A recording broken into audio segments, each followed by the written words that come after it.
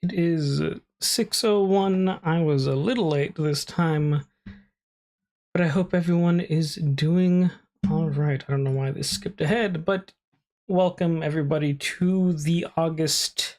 It's already August of 2024. Our August welcome gathering here for California Working Families Party. If you are new here, welcome. If this is your first, second, third, fourth, umpteenth amount of times for your welcome gathering, welcome back. It's been a crazy month. I remember when July started, I was like, okay, this is going to be a normal crazy summer, but it ended up being a lot crazier than I thought it was going to be. But we are here to talk about the California Working Families Party. I will give a broad overview of what WFP is if you are new to this space. If you would like, feel free to introduce yourself in the chat, standard chat stuff as we go about this session. Name, introduction, where you're joining from, pronouns, anything that you feel you want to share, you are more than welcome to share here in the chat. I always love seeing familiar names and new names alike. So I hope folks are doing well. I know that National was holding another call at 5 o'clock, I believe. So maybe folks will trickle in, etc. But just wanted to go over a couple of the first community agreements before we really jump into the bulk of this session. Whether you choose to chat or you are choosing to lurk, whatever it may be, these are the couple of main threes that I always like to emphasize before we jump into anything. First being, take space and make space. So if you are someone who is always talking in this space, maybe just take a step back a little bit.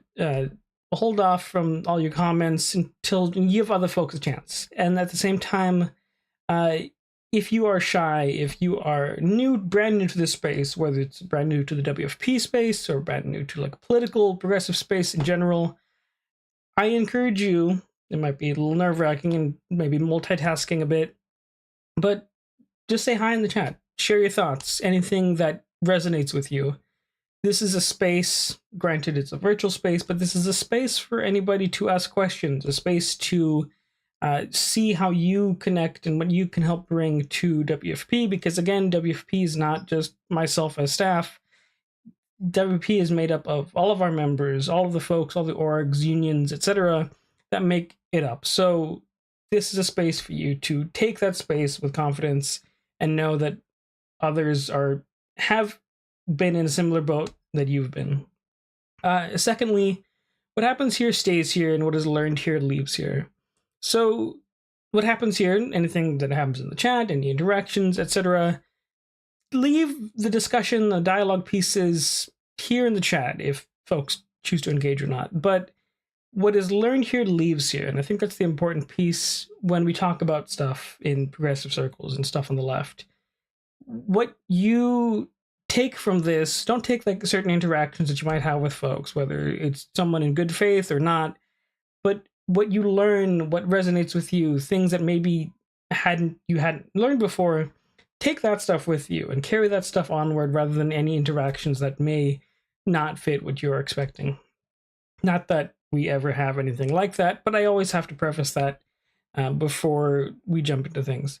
Lastly, and I think this is probably one of the most important pieces as we discuss policy or anything else, speak from your own experience using I statements. So an example I always give is regarding chocolate.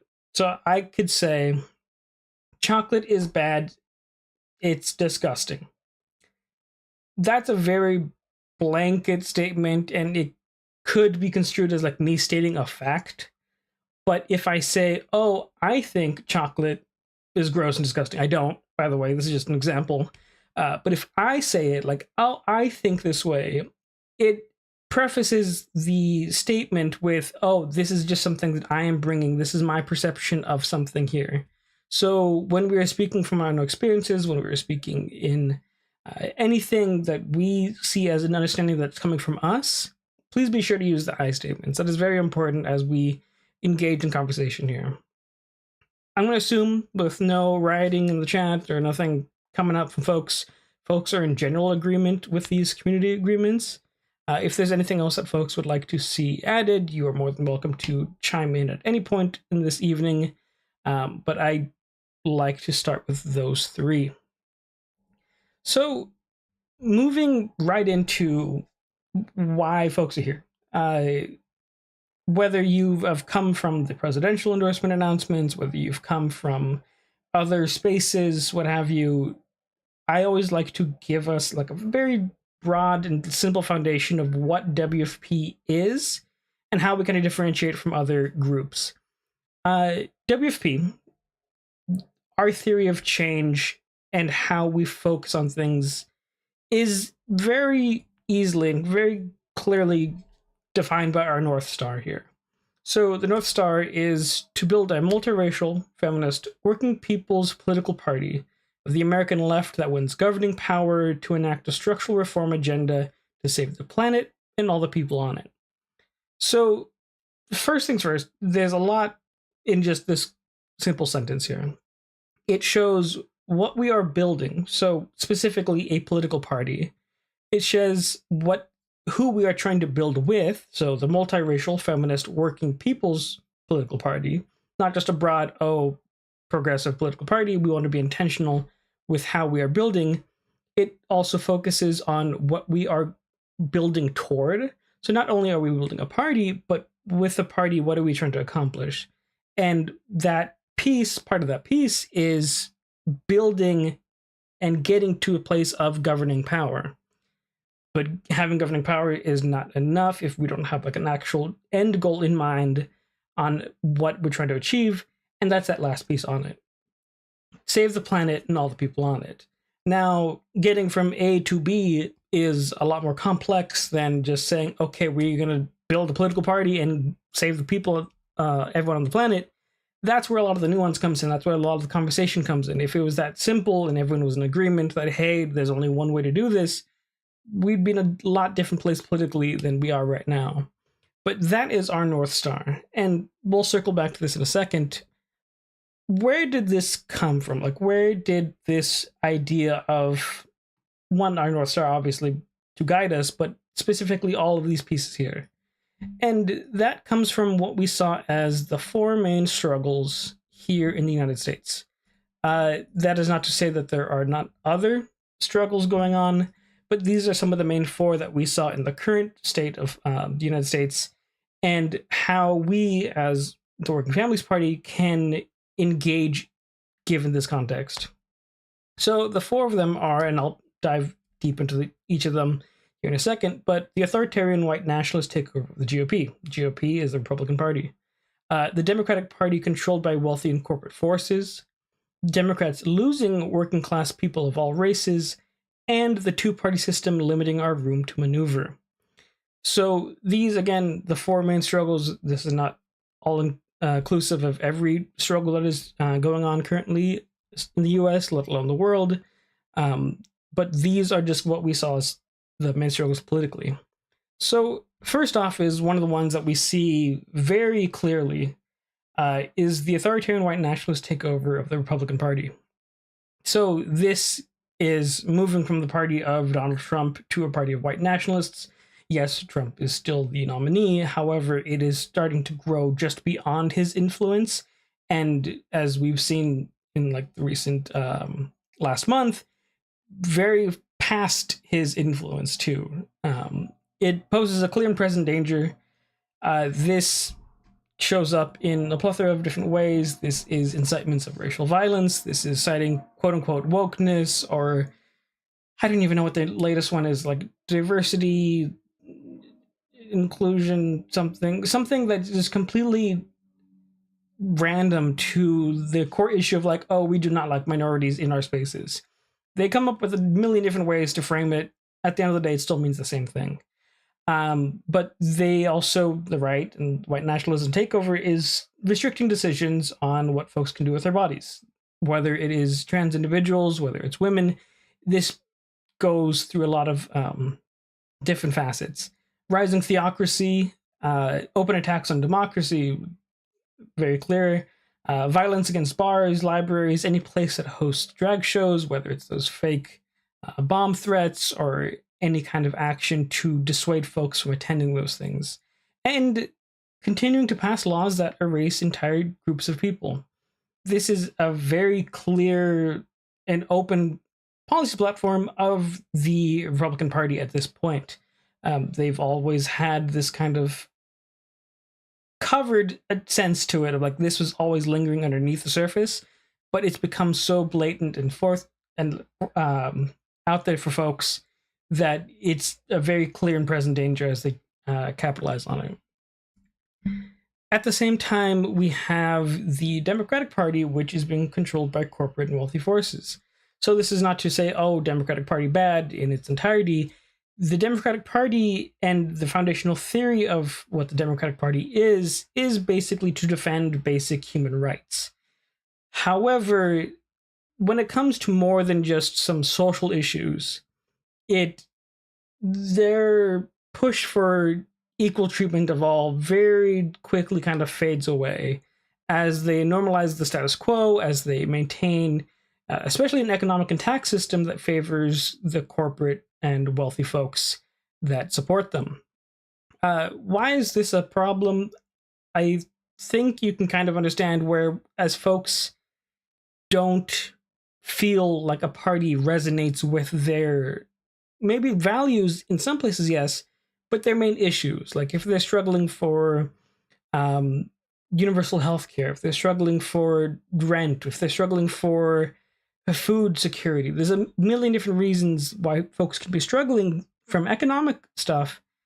But then the Democratic Party is like, oh, we're not going to deal with that because folks that fund us, they don't want that to happen. We're not going to do rent caps. We're not going to do X, Y, and Z. That's not to say Democrats some individuals don't do that, but as a party, they are slow to actually change an electoral and tax system that supports their funders.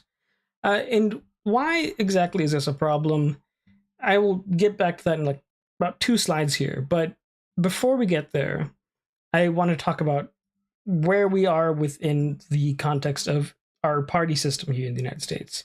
We're not like European countries, or not like some of the other areas that have multi-party systems. We are very limited to a 2-party system. And this 2-party system exists with a couple of built-in issues that limit our room to maneuver. One is, in what folks often think of third parties, a spoiler problem.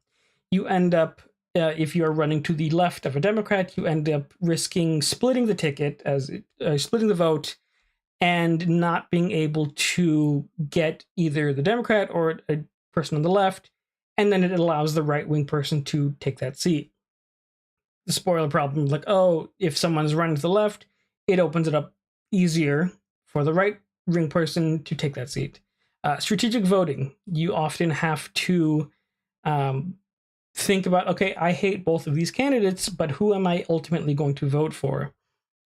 Something that was very common over the last year and has been an ongoing thing for many, not just presidential cycles, but races where we're limited to the 2-party system. And then at the same time, it forces campaigns to prioritize swing voters. And David, I'll get to your question in a second here, but that's a good question. But it also prioritizes swing voters, where swing voters are individuals who are like, oh, I'm going to vote Obama, then I'm going to vote Trump, then I'm going to vote Biden, then I'm going to vote Trump. Folks who, I don't want to say are wishy-washy with this, but definitely are the swing voters where they don't quite fit a specific narrative that folks are used to.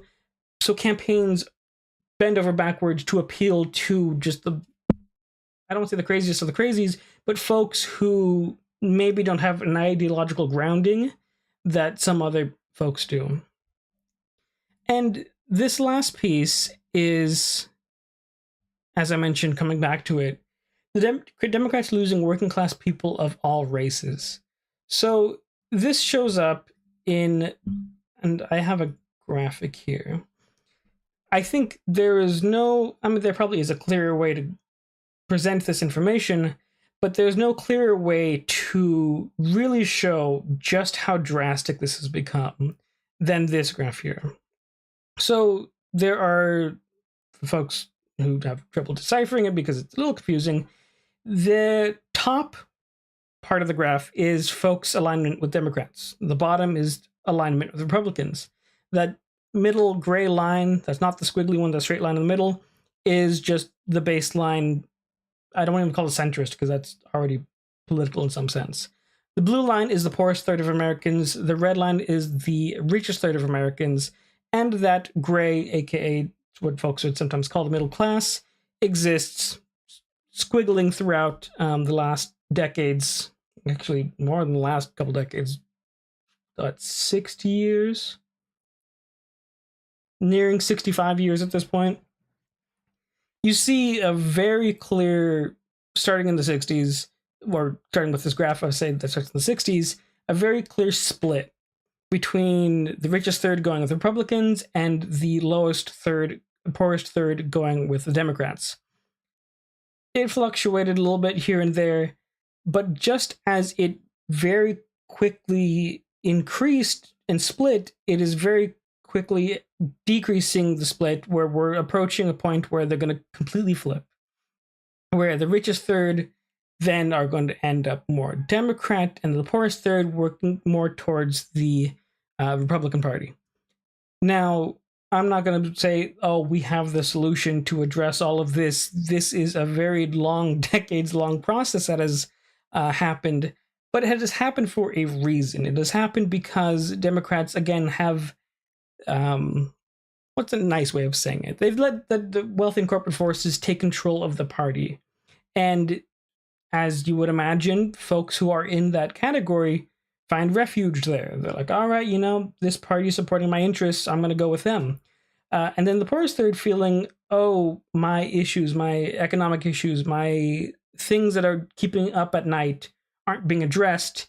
And so the Republican Party and the narrative around there is like, oh, we have the problem, you're not the problem. It's the system that's broken, that supports immigrants, blah, blah, blah, blah, blah, the typical right-wing talking points. There is no narrative the Democrats have pushed for recently that they've adopted on like a broad scale that explains to folks like, hey, we are working toward getting you more secure and everything. Granted, that's a very simplified overview of this, but this graph itself clearly indicates where things are shifting based off of the main issues that we've seen. So going back to the quick overview of what people think is a political party, they think it's like this. They think Republicans, Democrats, and then the spoiler. Regardless of what party you are, any third party is often blanketed and seen as a spoiler there. So we like to define a political party here in WFP as something slightly different. Not that we don't kind of exist in that same space that folks are used to, but this is how we clearly define what we are trying to build as a political party.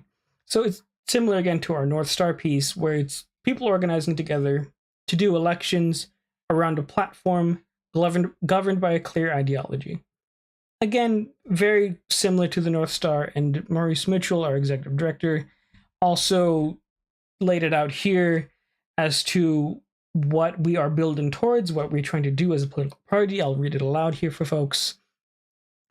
Just as a note, I will not do it justice any which way that he probably could. So, in order to build the world we need, we have to dismantle racism and sexism. We need to build an economy that puts people and the planet ahead of profit. To accomplish any of this, we need a political revolution that will transform our government by taking power from the billionaires and warmongers and putting it in the hands of the majority of Americans. Again, a nicer way of explaining what the North Star is, building out what our party actually is trying to build out toward. I'll actually, to Dave's question right now, Dave's question in the chat was curious, I'll read it aloud, curious how was that any different from supporting Kamala Harris before getting concessions?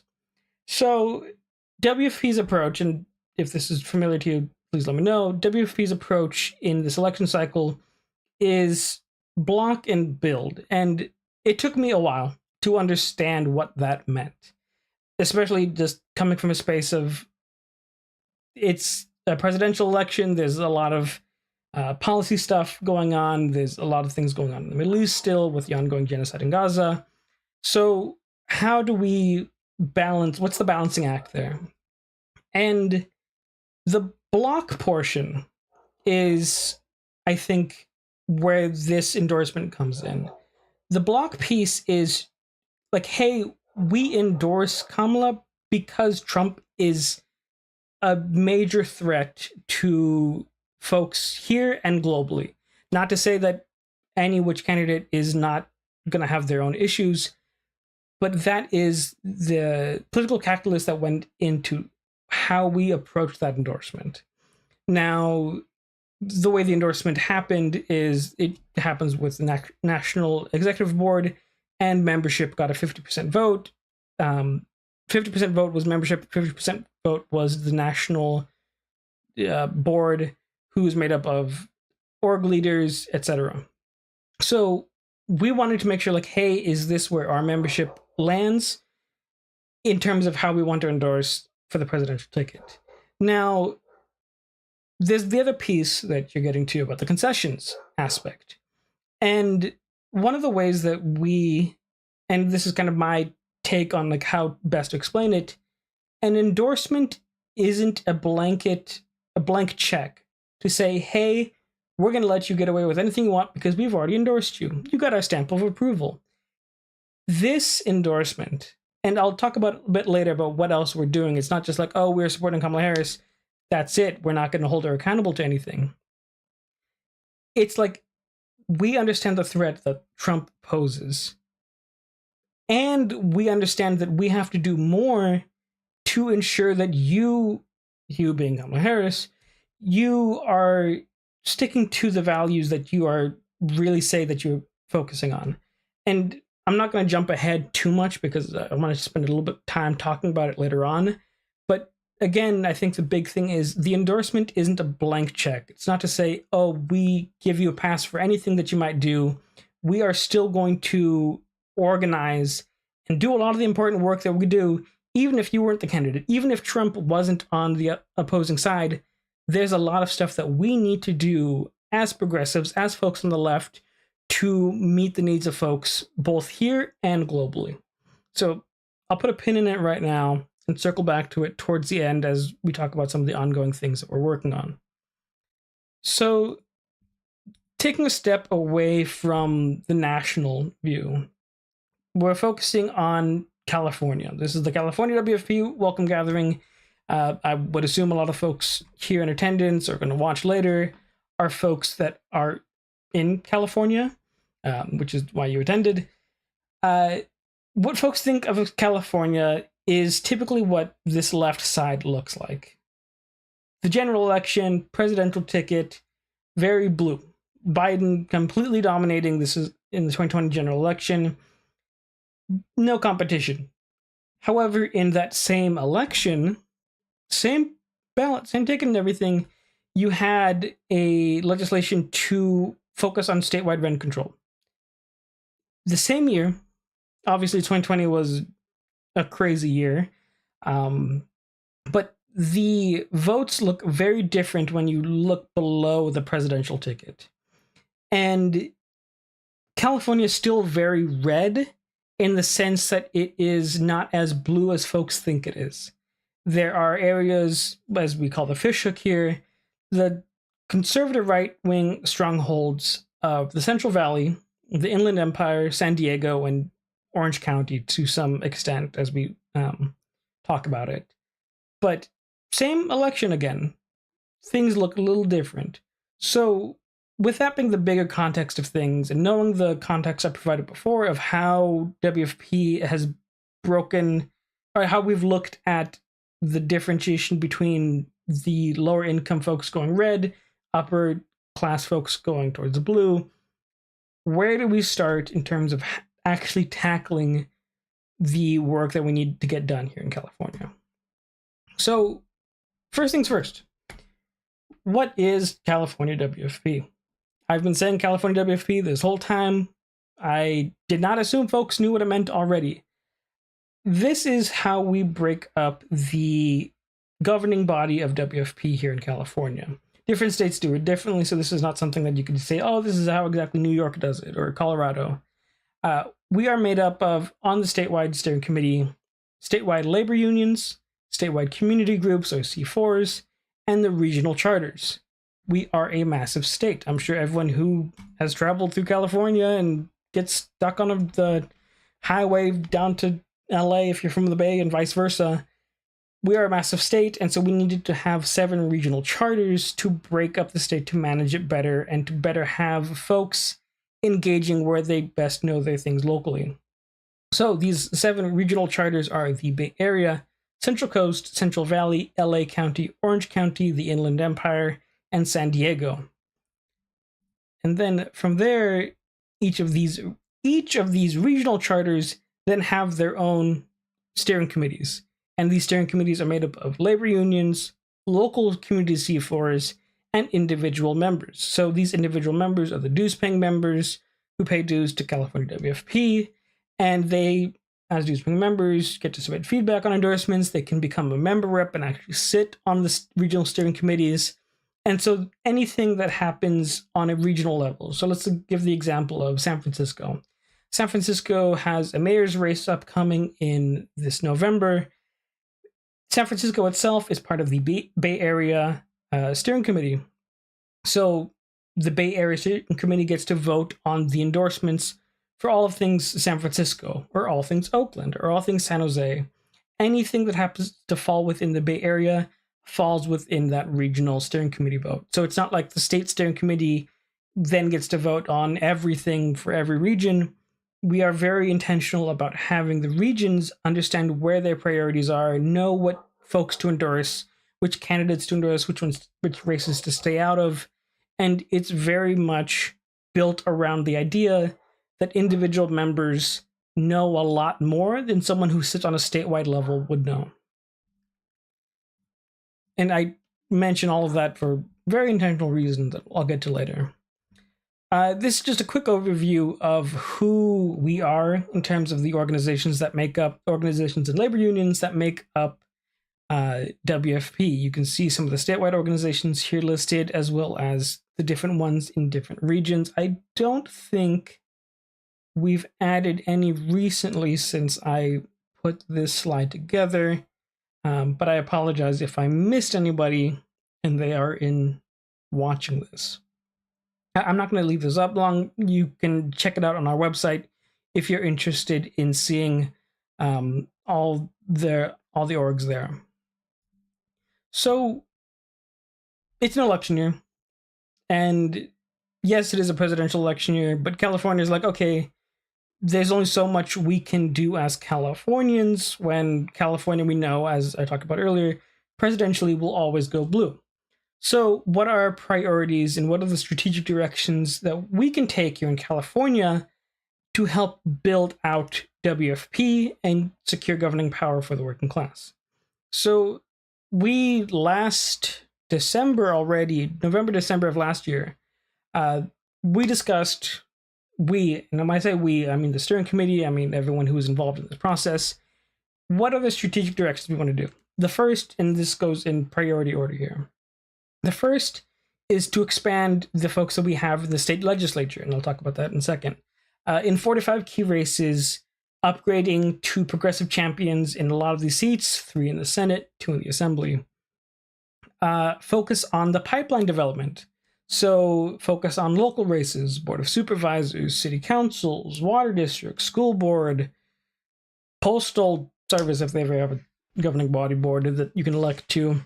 And then lastly, working with the federal team to take back 2 to 4 congressional swing seats and expand progressives in Congress.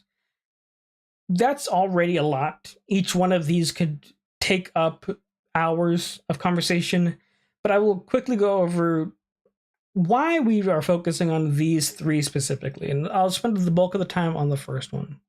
So this is the easiest way to actually convey this information here. This is how we break down what the California Assembly looks like.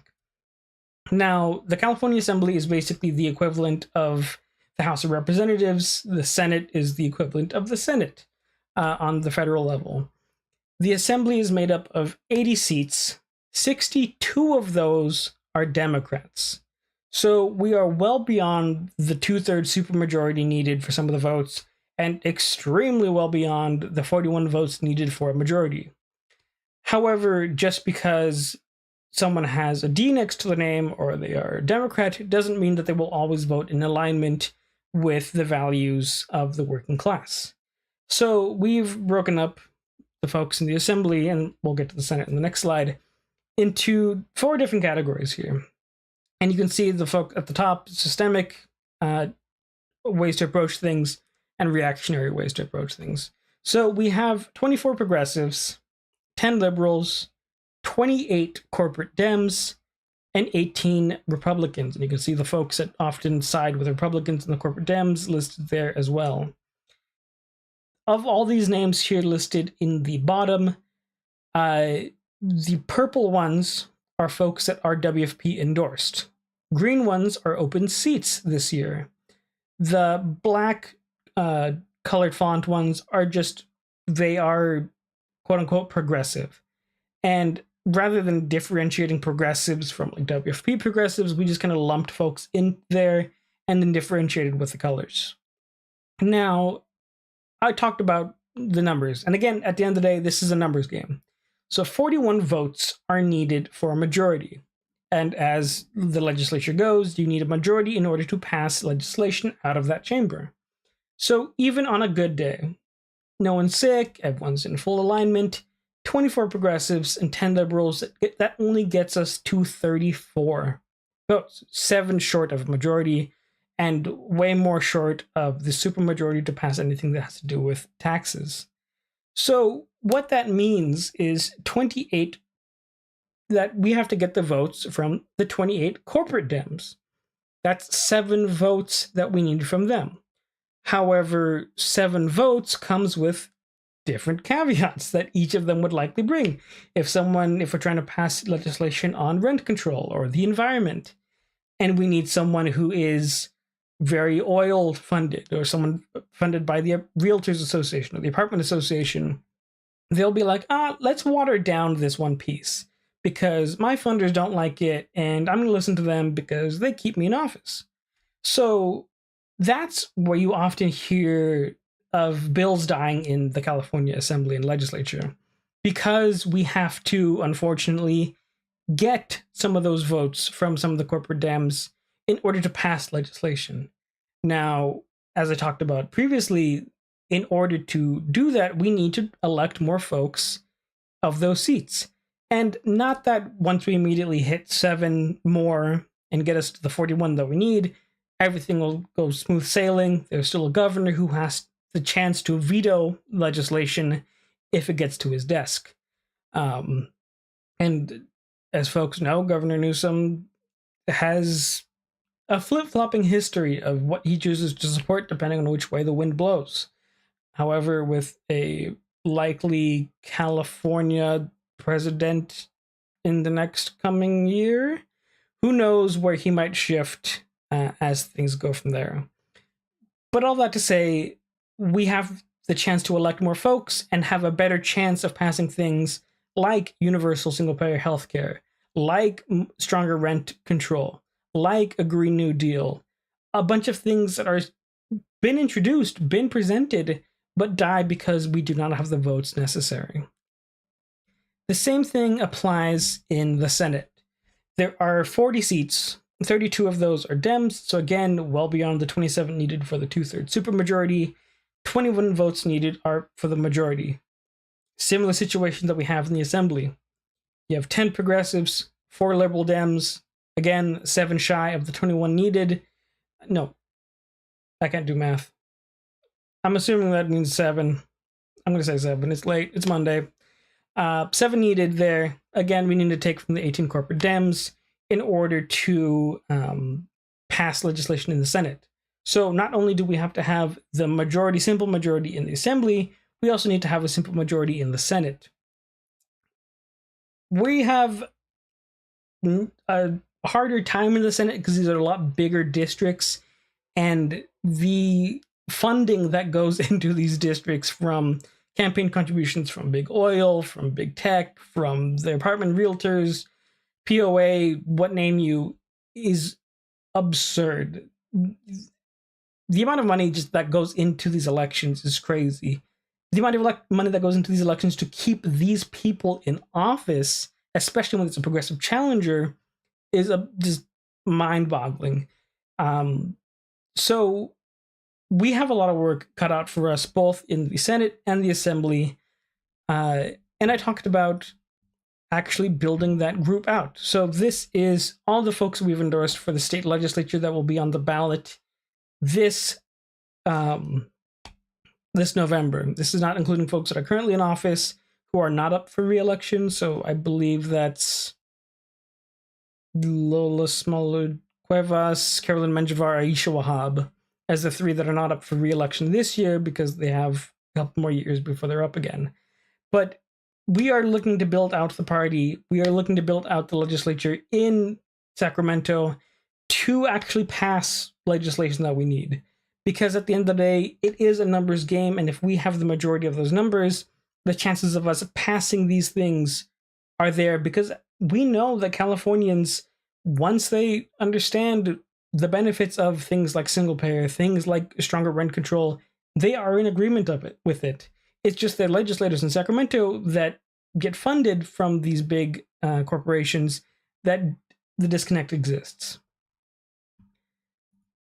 One of the other things, and kind of going into now what we do outside of just the electoral work, although recalls technically do count as electoral work, we are seeing a heightened usage of recalls to target progressive incumbents days after they take office. The example, of course, that folks might be aware of is Chesa Boudin in San Francisco. We fought against that. We fought against the recall of Jesse Lopez in the city of Santa Ana. Jesse was one of the sole folks in the city of Santa Ana who chose not to just basically bend the knee to the Police Officers Association. They're like, all right, well, we're going to recall you then. They were successful in getting the signatures needed to force it on the ballot. They forced it onto a ballot with a special election, so there was nothing else on that ballot except for this recall. Fortunately, we were able to organize with a lot of the labor unions and partners down in Orange County to beat back that recall, but even with that, we are seeing many recall attempts here in the Bay Area. The attempt to recall DA Gascon in LA.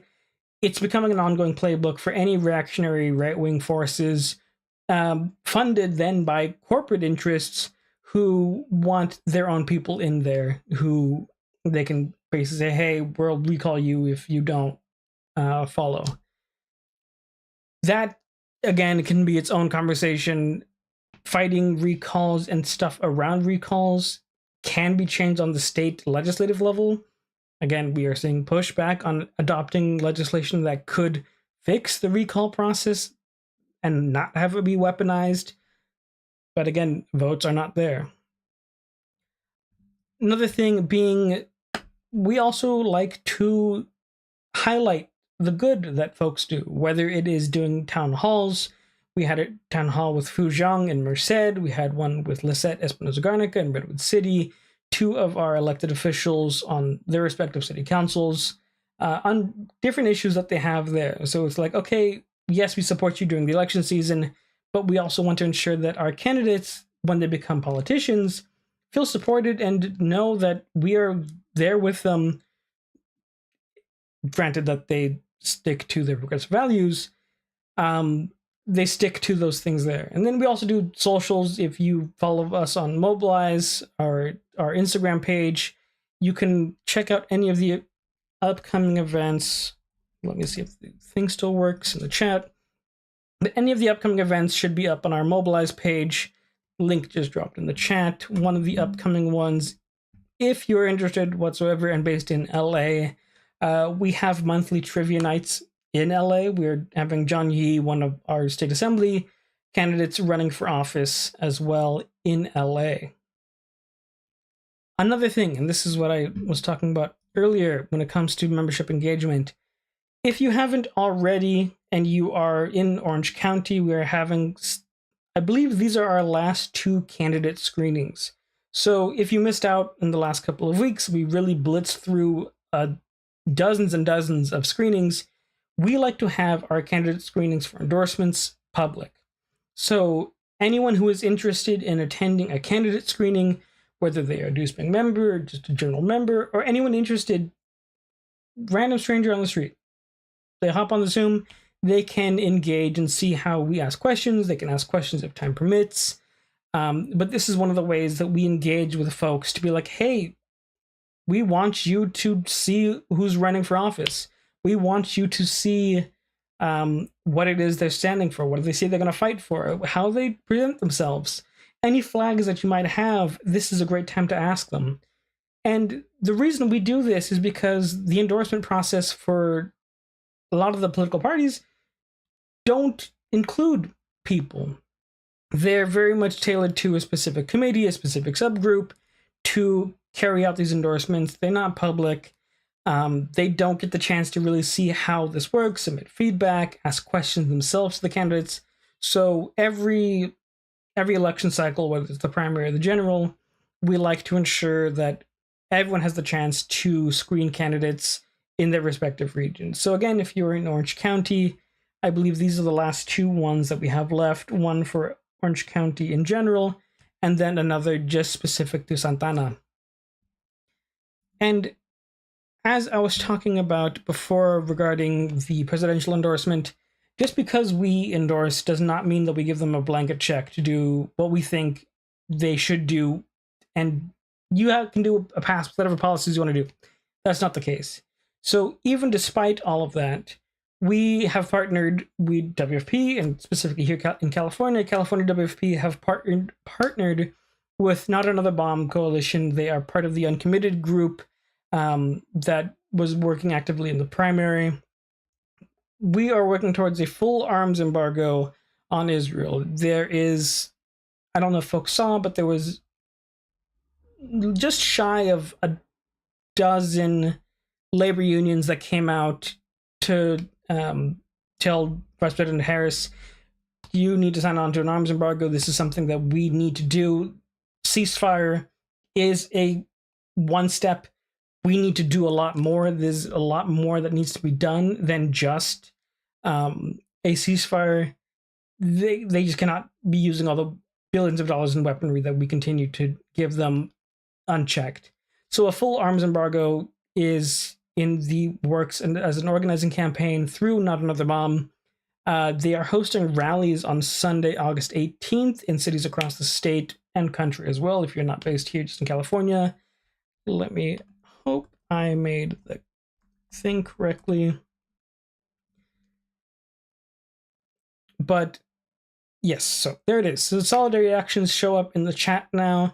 If you would like to attend, or if you would like to get organized with any of them, feel free to reach out to myself.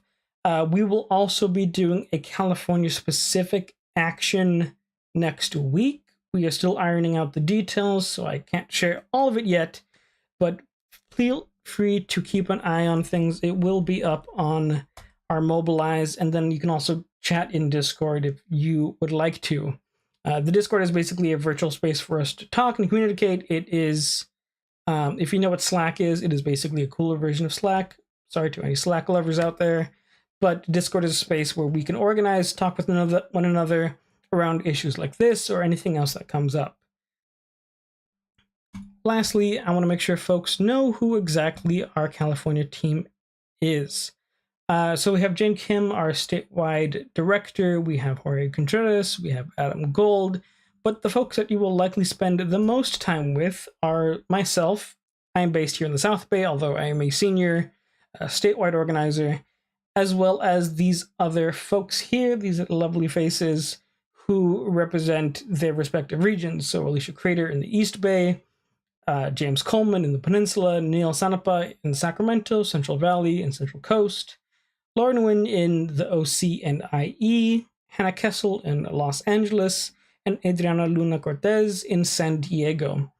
If you are interested in getting a hold of any of us, the link tree, or one, you can always just use Discord if you don't want to go through a whole process.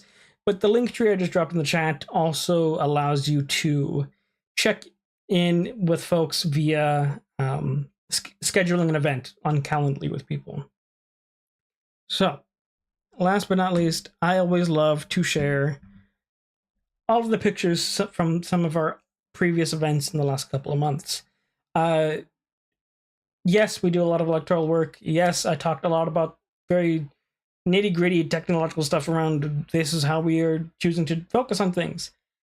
We're not as much as like sticklers as I probably given off. We very much do the party aspect in both meanings of the word, both as a political party and a party as a place to celebrate one another. And so these are some of the pictures that we had in recent months at some of our events. We do things everywhere. I only included 4 here. There are many others. We do stuff in San Diego, in the Bay Area, in Sacramento. Trivia nights, as was shown before. But all of this is possible through the folks who are dues-paying members of WFP. This is a political home where we do not take any of that big money that funds the Democratic primaries, that takes the money and then we're like, oh, you know what? We take this money because we can use it better. We are funded by individual members. And it could be $1 a month. That's literally what a lot of folks do because that's what they can do. $1 a month recurring, you're a dues-paying member of WFP. You get swag, you get the chance to become a member rep, you feedback stuff. I mean, the possibilities are largely endless in terms of what you can do as become a dues-paying member of WFP. But ultimately, the dues-paying members are the ones who fund the work that we do because we are up against millions and millions of dollars spent against our candidates. The work that we do, even you would be surprised, and I'm not saying you have to do $10 a month. You'd be surprised what $10 a month can do for us to do outreach to voters for campaigns or about issue things. $10 a month is, I'm trying to think, that is hundreds, doing quick math in my head right now. It's about hundreds of texts, full explanation on where to vote, how to get engaged with WFP, supporting our candidates.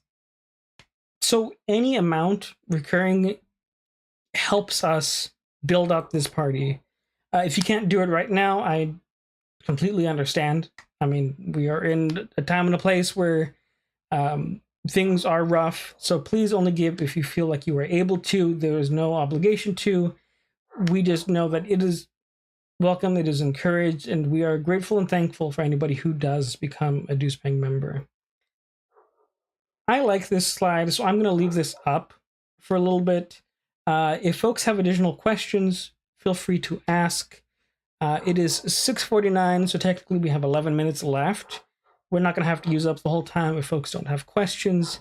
But if folks want me to elaborate on anything, go back to any slides, answer any questions that folks might have, I will be here answering questions. But I hope everyone had a great evening. I hope folks are doing well. I don't know if it's supposed to be hot again this week. I hope not. But if it does get warm again, I hope everyone stays cool, hydrated, and chill. And I will hang around here a couple minute or two, make sure folks have any additional questions. I get them answered. If you don't want to ask any questions now, you are more than welcome to hop on the Discord and just privately message me like, hey, you talked about blah, blah, blah. Could you elaborate on this? So if you want to ask other people, you could do so as well. There are no dumb questions. We're all in a space learning here. But otherwise, I will hang around a bit, make sure I didn't miss anything. And also, if there's other things that folks want to see us do and talk about and focus on, let us know. I mean, we do our best to stay up to date with things, whether it's actions, what have you.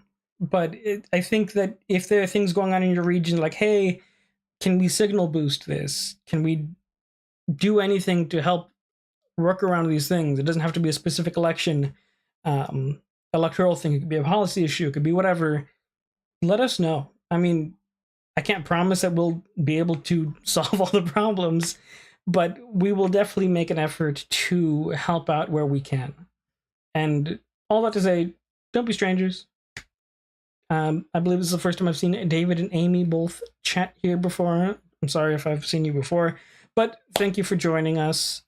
Glad this was informative. Glad it was all new as well. Makes me feel good that I'm not preaching to the choir.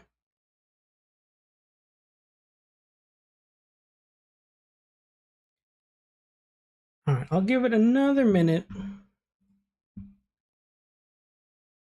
We'll see if anyone has any final questions.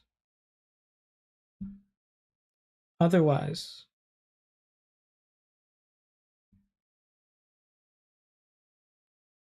that'll be the end of today's welcome gathering. We have these every Monday, first Monday of the month. I don't think we're gonna have it for the first Monday of the month in September because that's Labor Day, so it'll probably be that Tuesday. If you know other folks that are interested in attending this and like, hey, I thought this was really informative, feel free to let them and invite them to the September welcome gathering. It'll probably be whatever that Tuesday is after Labor Day. But otherwise, I hope everyone has a fantastic rest of your evening. Stay safe, stay chill, and I hope to see you at some upcoming event. Take care, everybody.